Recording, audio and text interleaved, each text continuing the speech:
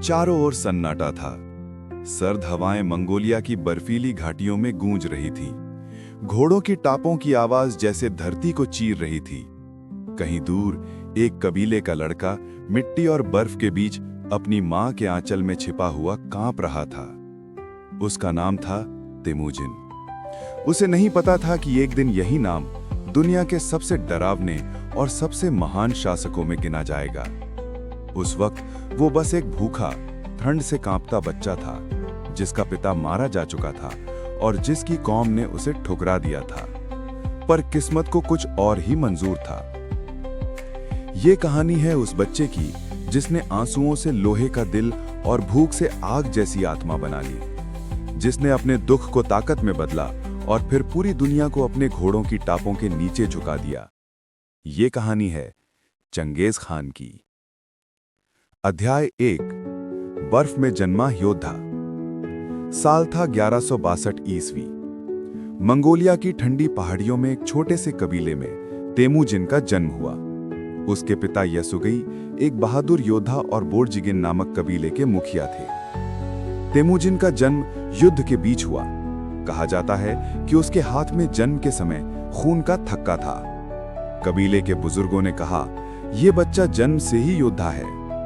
Temujin की मां होलुन बहुत साहसी स्त्री थी। वो चाहती थी कि उसका बेटा अपने पिता जैसा नेता बने। बचपन में ही तेमुजिन ने तीर कमान चलाना, घुड़सवारी करना और शिकार करना सीख लिया था। पर तकदीर इतनी सीधी नहीं थी। अध्याय 2। पिता की मौत और बिखरता घर। जब तेमुजिन सिर्फ 9 साल का था, उसके पिता यसुगई को एक दुश्मन कबीले ने जहर देकर मार दिया। यसुगई अपने बेटे के लिए एक शादी तय करके लौट रहे थे, लेकिन रास्ते में ही दुश्मनों ने धोखे से शराब में जहर मिला दिया। पिता के मरते ही सब कुछ बदल गया। कबीले वालों ने होलुन और उसके बच्चों को अकेला छोड़ दिया। अब तुम हमारे नहीं, उन्होंने कहा। एक औरत और कुछ बच्चे हमें किसी काम के नहीं। तेमुजिन का परिवार भूख और ठंड से जूझने लगा। कई बार उन्होंने घास की जड़ें और जंगली जानवरों का मांस खाकर गुजारा किया, पर तेमुजिन की मां ने कभी हार नहीं मानी। वो अपने बच्चों से कहती, हम गरीब हैं, पर हमारा खून शेरों का है। एक दिन तुम सबको दिखाओगे कि हम कौन हैं। इन शब्दों ने तेमुजिन के दिल में अग्नि जला दी। उसने कसम खाई, एक दिन मैं सब। संघर्ष और विश्वासघात। किशोर होते होते तेमुजिन ने छोटे कबीलों से दोस्ती करने की कोशिश की, पर मंगोल कबीलों में विश्वास एक दुर्लभ चीज थी। हर कोई ताकत और डर से चलता था। तेमुजिन ने एक बार एक मित्र जमुखा के साथ भाईचारे की कसम खाई थी। दोनों ने वादा किया, हम साथ रहेंगे, साथ लड़ेंगे। पर सत्ता की चाह सबसे सच्चे रिश्तों को भी तोड़ देती है। कुछ सालों बाद जमुखा ने उसे धोखा दिया। उसने कहा, तेमुजिन अब बहुत बड़ा हो गया है, वो मेरी बराबरी करना चाहता है, और एक रात अचानक हमला कर दिया। तेमुजिन के लोग मारे गए और उसे कैद कर लिया गया। उसकी गर्दन में लकड़ी की जंजीर यानी योक डाल दी गई ताकि वो भाग ना सके। पर तेमुजिन ने हार नहीं मानी। एक रात जब पहरेदार सो गया तो उसने एक बच्चे की मदद से खुद को छुड़ा लिया। वो दलदलों और बर्फ के बीच से रेंगता हुआ भाग निकला। वो बुरी तरह घायल था, लेकिन उसके दिल में सिर्फ एक आवाज गूंज रही थी, मैं लौटूंगा और इस बार दुनिया मेरे रास्ते में नहीं टिकेगी। दुश्मन नहीं, एक झंडा। भागने के बाद तेमुजिन ने धीरे धीरे छोटे कबीलों को एकजुट करना शुरू किया। वो उन्हें समझाता, अगर हम आपस में लड़ते रहेंगे तो चीन हमें निगल जाएगा। हमें एक झंडे के नीचे आना होगा, एक मंगोल राष्ट्र के रूप में। लोग उसकी बातों में सच्चाई देखते। वो दूसरों की तरह अमीर नहीं था, न ही किसी बड़े कबीले का समर्थन, पर उसमें एक अद्भुत करिश्मा था।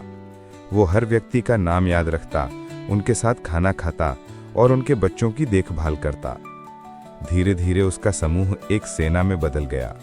लोग उसे खान कहने लगे, यानी नेता, पर असली पहचान अभी आनी बाकी थी। मंगोल का पुनर्जन्म। तेमुजिन ने युद्ध में नई रणनीतियां अपनाई। वो सिर्फ ताकत पर नहीं, अनुशासन और संगठन पर भरोसा करता था। उसने अपनी सेना को 10-10 के समूहों में बांट दिया। हर 10 सैनिकों का एक प्रमुख होता, हर 100 सैनिकों का एक कमांडर। ये व्यवस्था इतनी कारगर थी कि कोई सैनिक बिना आदेश के कदम नहीं उठाता।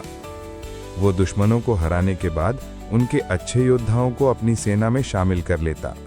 कभी-कभी वो दुश्मन की लड़ाई जीतने के बाद उनके बच्चों को भी गोद ले लेता।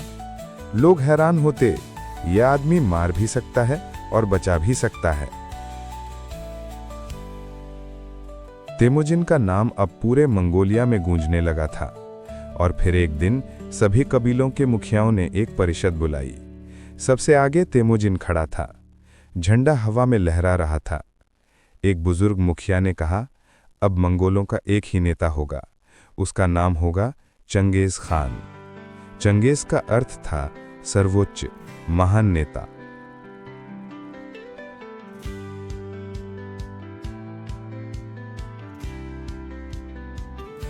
तूफान की शुरुआत। अब मंगोल एक झंडे के नीचे थे और उनके नेता का नाम था चंगेज खान। उसने पहला निशाना साधा उत्तर चीन के शाही साम्राज्य पर। वो अब सिर्फ बदला नहीं, इतिहास लिखने निकला था। उसकी सेना बिजली की तरह चलती थी। घोड़े पर सवार योद्धा दिन में 100 किलोमीटर तक दौड़ सकते थे। हर सैनिक के पास 2 घोड़े होते, एक थक जाए तो दूसरा तैयार। उनकी तीर कमान इतनी तेज थी कि दुश्मन को मरने का भी मौका नहीं मिलता। उन्होंने एक एक करके जिन, टांगट और ख्वारेज़्म साम्राज्य को मिटा दिया। हर जीत के बाद उसकी सेना और मजबूत होती गई। हर हार से वो सीखता गया। डर और आदर दोनों। चंगेज खान के नाम से अब पूरी एशिया कांपती थी। कई राजा उससे डरते थे, कई उसकी रणनीतियों से सीखते थे। वो निर्दयी था लेकिन न्यायप्रिय भी। किसी सैनिक ने अगर बिना आदेश के किसी नागरिक को मारा तो वही सजा पाता जो दुश्मन पाते थे। किसी व्यापारी के साथ लूट होती तो उसे तुरंत मुआवजा मिलता। वो कहता, अगर कोई मेरे साम्राज्य में यात्रा करे तो उसे अपनी तलवार की नहीं, मेरे कानून की जरूरत हो। उसने व्यापार मार्ग खोले, डाक व्यवस्था बनाई और धार्मिक स्वतंत्रता दी। ये वही आदमी था जो कभी बर्फ में भूखा बच्चा था। आखिरी सफर।